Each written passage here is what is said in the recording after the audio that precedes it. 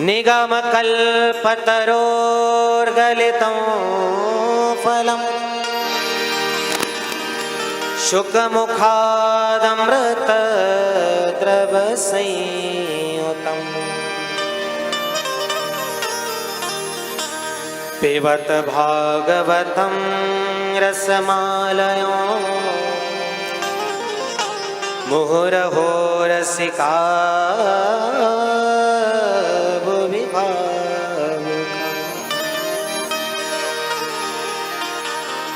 वेदों का नाम है निगम। नितराम गमयति बोधयति स निगमो वेदः। वेदों का नाम निगम है।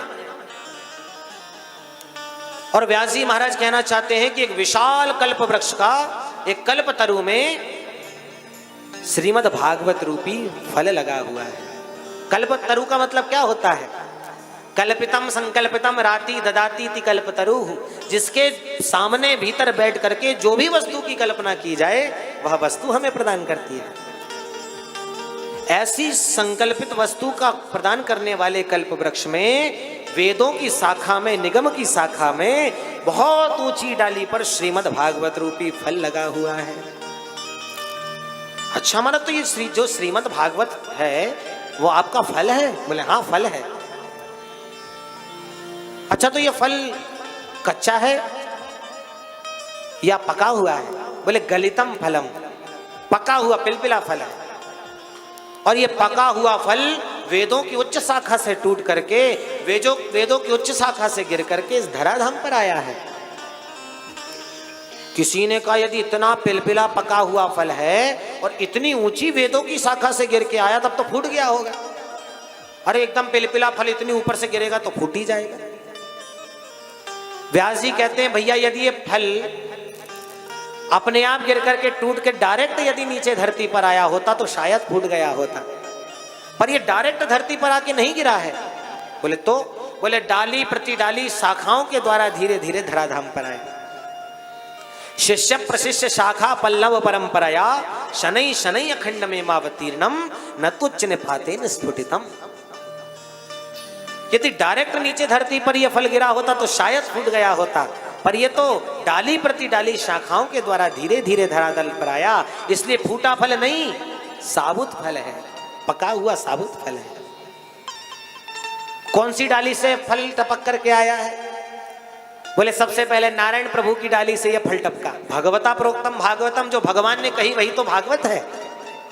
तो नारायण प्रभु की डाली से यह फल टपका तो ब्रह्मा की शाखा पे अटका, ब्रह्मा जी की शाखा से टपका तो नारद की शाखा पे अटका, नारद की शाखा से टपका तो व्यास की शाखा पे अटका, व्यास की शाखा से टपका तो सुखदेव की शाखा पे अटका, सुखदेव की शाखा से टपका तो परीक्षित की शाखा पे अटका, परीक्षित की शाखा से टपका तो वक्ताओं की शाखा पे अटका, वक्ताओं की शाखा से टपका तो श्रोताओं की शाखा पे अटका, श्रोताओं की शाखा से टपका तो आज श्रीधाम वृंदावन में परमहंस आश्रम में यह फल प्रवाहित होने लगा है।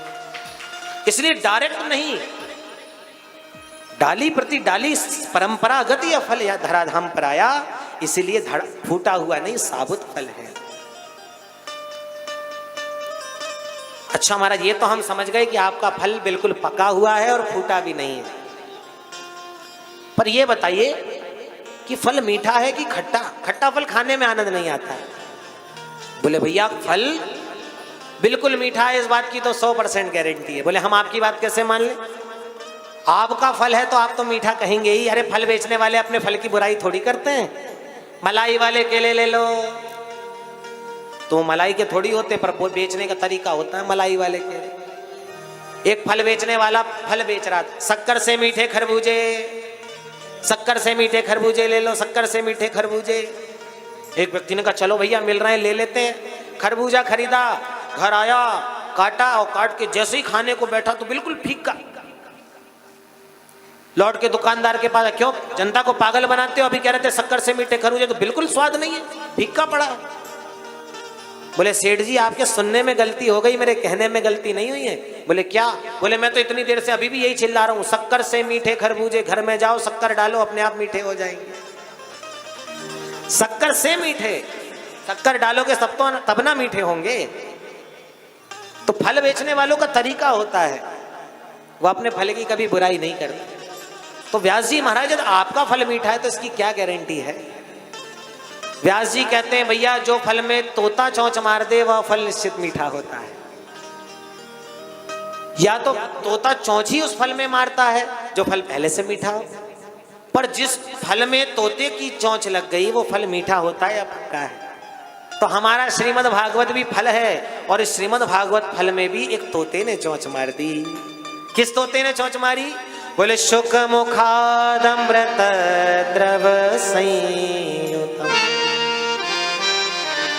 परिव्राजकाचार्य परमहंस जिन्होंने जन्म लेते ही अपने घर को त्याग करके वन में चले गए, ऐसे सुखदेव जैसे परमहंस का मुख इस भागवत रूपी फल में लगा हुआ है।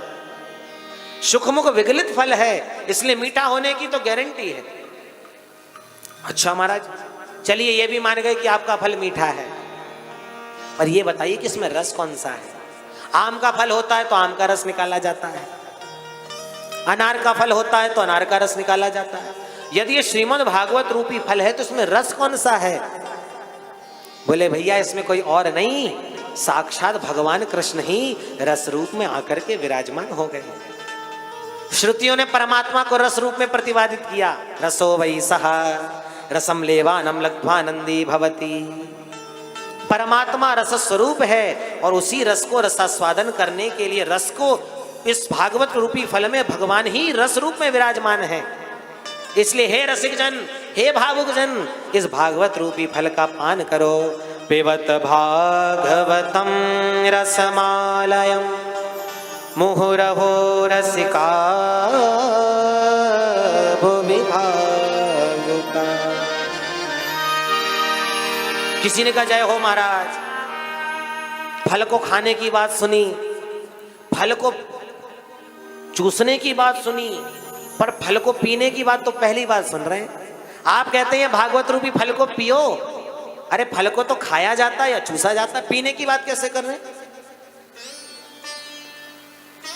प्रेम से कहो श्री राधे, और धीरे कहो श्री राधे।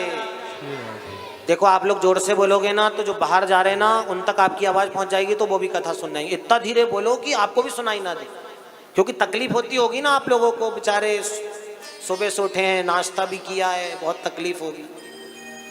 प्रेम से कहो श्री राधे। आज की जनता उल्टा सुनती है।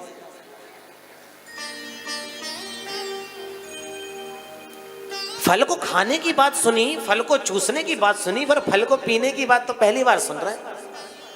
व्यास जी कहते हैं भैया जिस फल में छिलका होता है, जिस फल में गुठली होती है, उस फल को चूसा या खाया जाता है। पर हमारे भागवत रूपी फल में तो ना छिलका है ना गुठली है, फेंकने लायक कोई वस्तु ही नहीं, प्योर रस ही रस भरा हुआ है। तो जिस फल में रस ही रसों से पिया ही जाएगा, खाया और चूसा थोड़ी जाएगा। इसलिए हे रसिक जनों, हे भावुक जनों, आओ आओ और इस भागवत रूपी फल का पान करो। किसी ने व्यास जी से कहा तो महाराज क्या दो ही लोगों को पीने का अधिकार है? आपने दो लोगों के नाम क्यों बुलाए? एक आप कह रहे रसिक, एक कह रहे हैं भावुक, तो क्या ये भागवत रूपी फल को रसिक और भावुक जन ही पी सकते हैं? कि आपकी प्याऊ सार्वजनिक नहीं है? बोले भैया मेरी प्याऊ तो सार्वजनिक है, जो आए सब पियो, पर मैंने उन लोगों के नाम बुलाए जिन्हें प्यास है, क्योंकि जो प्यासा है उसे पानी पिलाने में आनंद आता है। जिसे प्यास नहीं उसे जबरदस्ती पानी पिला भी दो तो वो आने वाला नहीं, और आ भी जाए तो 10 प्रश्न लगा देगा। प्याऊ वाला पानी लगा के बैठा है, ठंडा ठंडा मीठा मीठा पानी पी लो, आओ आओ बाबूजी पानी पी लो, ठंडा पानी है, मीठा पानी है। अब बाबूजी को प्यास ही नहीं तो बाबूजी पानी पिएंगे क्यों? और बार बार दुराग्रह पूर्वक बाबूजी को बुला भी लिया तो बाबूजी पानी पीने से पहले 10 प्रश्न करेंगे। अच्छा भैया पानी तो पिला रहे हो, पर ये बताओ ये पानी छान के भरते हो कि बिना छाने भर लेते हो? बोले महाराज छान के भरता हूं। अच्छा तो मीठा पानी है कि खारा पानी है? महाराज खारा पानी, अपने घर का कुएं का ठंडा जल है। अच्छा तो कहीं ज्यादा ठंडा तो नहीं, हमारा गला खराब ना हो जाए। इतने प्रश्नों की झड़ी लगा दी कि पानी पिलाने वाले का भी दिमाग खराब कर दिया। और वही बाबूजी रेगिस्तान में भरी गर्मी में सूर्य भगवान तप रहे हो फुल डिग्री में, और भर गर्मी के मारे प्यास के मारे गला चिपचिपा रहा हो, और ऐसी जगह में जब पानी मिल जाए तो क्या बाबूजी ये प्रश्न करेंगे कि पानी छान के भरते हो कि बिना छाने भरते हो, कि मीठा है कि खारा? उस समय पानी पीने वाला पानी के महत्व को समझता है। इसी प्रकार व्यास जी कहते हैं, मैंने उन लोगों को बुलाया जिन्हें प्यास है, जिन्हें प्यास है उन्हें पिलाने में भी आनंद आएगा, और जिन्हें प्यास नहीं होती वो तो एक तो कथा में आते नहीं है, और दुराग्रह पूर्वक कथा में आ भी जाएं तो प्रश्नों की झड़ी लगा देते हैं। भागवत में ऐसा क्यों लिखा है? वो सुदामा जी के पापा जी का क्या नाम था, वो ऐसा क्यों है, वो वैसा क्यों है? तो फालतू के प्रश्न करने वाले व्यास जी का दिमाग खराब ना करें, इसलिए व्यास जी महाराज ने फालतू लोगों को बुलाया ही नहीं, केवल 2 नाम पुकारे, रसिका भुवि भावुका। हे रसिकों, हे भावुकों, तुम पियोगे तो तुम्हें पिलाने में भी मुझे आनंद आएगा। और देखो, जो रसिक होते हैं, जो भावुक होते हैं, उन्हें बुलाना नहीं पड़ता, उन्हें पिलाना नहीं पड़ता, वो तो ढूंढते हैं कि कहाँ मिले, कैसे मिले, कब मिले। धावंती रसलम पटाहा, वो तो ढूंढते हैं कि जहां भगवान की कथा मिले बस हम सुने जाके। काकभूषुंड जी महाराज ने जब कौए के रूप में कथा कहनी प्रारंभ करी, कौआ कितना काला पक्षी होता है, वाणी भी एकदम कर्कश, पर जहां काकभूषुंड जी ने राम की कथा को कहना प्रारंभ किया तो भगवान भोलेनाथ भी हंस बन करके भगवान की कथा को सुनने के लिए पहुंच रहे हैं। जो रसिक होता है, जो भावुक होता है, उसे बुलाना नहीं पड़ता, उसे निमंत्रण की आवश्यकता नहीं पड़ती, वो तो बिना बुलाए ही जहां कथा होती वहां दौड़ता है। जैसे वृंदावन आने की तैयारी हुई तो जिसको वृंदावन आना था वो कैसे भी व्यवस्था बना के, समय निकाल के तैयारी करके आ गया, और जिसको नहीं आना था, जो रसिक नहीं, जो भावुक नहीं, वो एक ही कुछ भी समस्या बता रहे। कोई कहते महाराज जी पैसे की व्यवस्था नहीं, कोई कहते महाराज जी लड़के बच्चों को कौन देखेगा, कोई कहते महाराज ये घर वालों के हम ही तो सहारे हैं। जिसको आना है वो बिना बहाने के, बिना बुलाए तैयारी कर लेता, महाराज जी हम तो चल रहे हैं, और जिसको नहीं आना है वो महाराज 17 बहाने करते। पर जो रसिक है, जो भावुक है, उसे बुलाना नहीं पड़ता, उसे निमंत्रण नहीं देना पड़ता, वो तो स्वयं भागता है, कहां मिले, कैसे मिले तो जाऊं। पर महाराज हम तो पहली बार भागवत सुन रहे हैं, थोड़ी थोड़ी तो सिर के ऊपर से जाती है हमारे। बोले भैया जब तक सुनोगे नहीं तब तक उसका स्वाद मिलेगा कैसे? अब हमने कभी लिया तो नहीं, पर एक उदाहरण बता रहे हैं। जो पुड़िया खाने वाले होते हैं, पहले एक सुपारी खाई, पुड़िया खाई, थोड़ा सा अजीब लगा पर खा लिया, फिर दोबारा किसी में थोड़ा सा और लेके देखो, थोड़ा खाया तो थोड़ा स्वाद और आ गया, फिर खाया तो थोड़ा स्वाद और आ गया, और खाते खाते ऐसा स्वाद आ जाता है कि उस पुड़िया की आदत बन जाती है। इसी प्रकार ये जो भगवान की कथा पहले पहले समझ नहीं आएगी, पहले इसमें बैठो, इसे सुनो, इसको समझो, धीरे धीरे धीरे धीरे जब आप इसके कथा के रसिक हो जाएंगे, धीरे धीरे इसके रसिक बन जाएंगे, तो फिर आपको अपने आप ही कथा समझ में आने लगेगी। पर आपको इसका रसिक बनना पड़ेगा, पहले समझना पड़ेगा। घर में इंडिया पाकिस्तान का मैच चल रहा है, लड़के बच्चे देख रहे हैं, अरे वो देखो सचिन ने छक्का मार दिया, वो देखो चौका मार दिया। लड़के बच्चे इंडिया पाकिस्तान का मैच देख रहे हैं, ताली बजा बजा के हंस रहे हैं, और घर में बैठे बैठे दादाजी मुंह पटक रहे हैं, अरे ये लड़के लोग हल्ला करते रहते, क्या चौका छक्का लगा के बंद करो ये टीवी। बच्चों ने समझाया दादाजी ये क्रिकेट है, ये जो नीली ड्रेस देख रहे हैं ना आप, ये हमारी इंडिया की मैच है, हमारा भारत का मैच चल रहा है, ये हमारी टीम खेल रही है। ये देखो, ये जो बाउंड्री के पार जाता है ना तो इसे 6 कहते हैं, ये जो यहाँ पार जाता है इसे 4 कहते हैं, ये देखो ये 1 रन लग गया। दादाजी को बालकों ने धीरे धीरे धीरे धीरे क्रिकेट मैच समझा दिया। अब दादाजी समझते समझते समझते समझते इतने रसिक हो गए क्रिकेट मैच के कि अब जब भी क्रिकेट आता तो कहता, अरे वो इंडिया पाकिस्तान का मैच कब आ रहा, लगाओ भैया हम भी देखेंगे। खुद ही दादाजी क्रिकेट की बात करने लग गए। क्यों? क्योंकि पहले जानते ही नहीं थे, जब धीरे धीरे बैठे, जाने, समझे तो अपने आप उसके रसिक हो गए। इसी प्रकार ये भगवान की कथा है, इसमें जब आप आएंगे, बैठेंगे, कथा को सुनेंगे, समझेंगे तो अपने आप इसके रसिक बन जाएंगे। और एक बार इस रस का रसास्वादन हृदय में लग गया तो फिर तुम महाराज बुलाना नहीं पड़ेगा, बताना नहीं पड़ेगा, तुम खुद भागोगे कि कहाँ मिल रहा है, कैसे मिल रहा है, इसके लिए आप भाग पड़ोगे।